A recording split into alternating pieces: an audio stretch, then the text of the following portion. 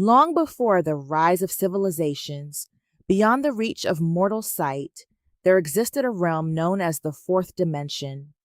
It was a place untouched by time and unconstrained by space. Thoughts were born there like stars, and knowledge flowed like endless rivers. The guardian of this celestial realm was Mirathena, the moon goddess of wisdom, a divine being who embodied both the radiant lunar grace of Mirathena and the boundless wisdom of Athena. Riding upon a majestic silver celestial lion, Mirathena traveled between galaxies and watched over the balance of existence. Within the fourth dimension stood the great library, where the destinies of every star, every world, and every living soul were recorded.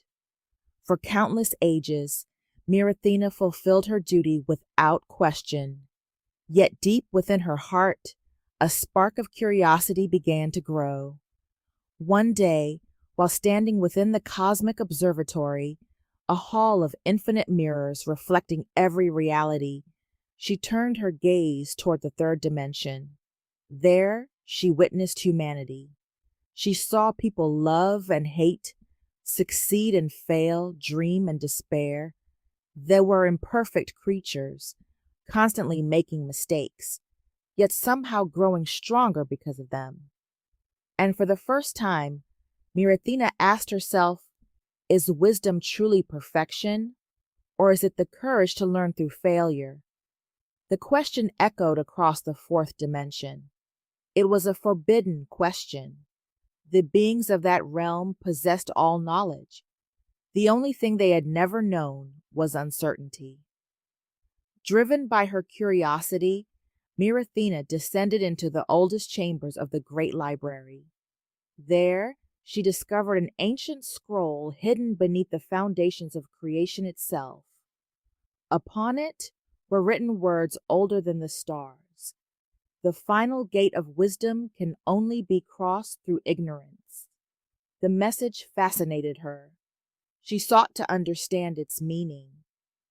But when the rulers of the fourth dimension learned of her quest, they forbade her from continuing. You already know everything, they told her. There is nothing left for you to learn. Mirathena raised her head and answered, I possess knowledge, but I have yet to discover wisdom. Her words shook the foundations of the cosmos. For the first time in eternity, a being of the fourth dimension had questioned the value of perfection itself. The celestial council gathered in judgment. Their verdict was severe. Her wings would be stripped away.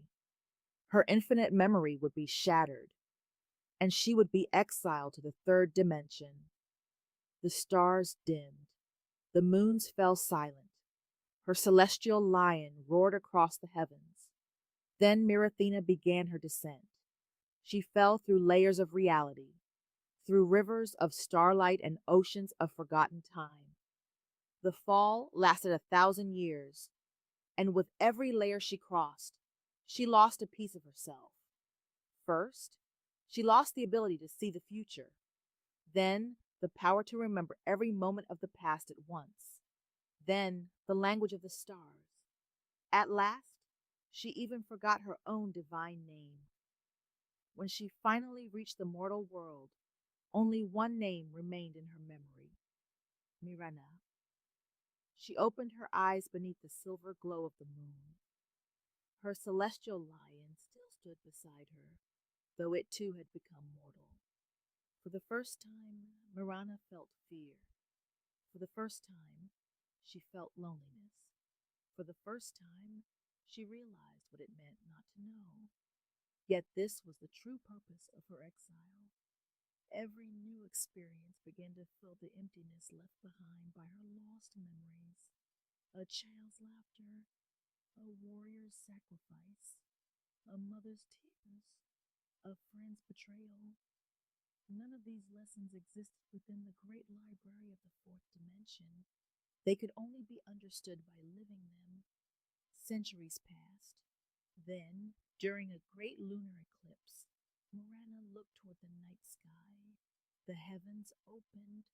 The gates of the fourth dimension appeared once more. The celestial council spoke. You have completed your trial. Return to us. She could once again reclaim infinite knowledge. She could ride among the stars and become the goddess she once was. But Mirana simply smiled. Then she shook her head. No, one genuine human experience is worth more than 1,000 years of perfect knowledge. Moonlight surrounded her. In that moment, she became neither goddess nor mortal. She became something entirely new, a guardian standing between worlds, a bridge between celestial wisdom and human experience.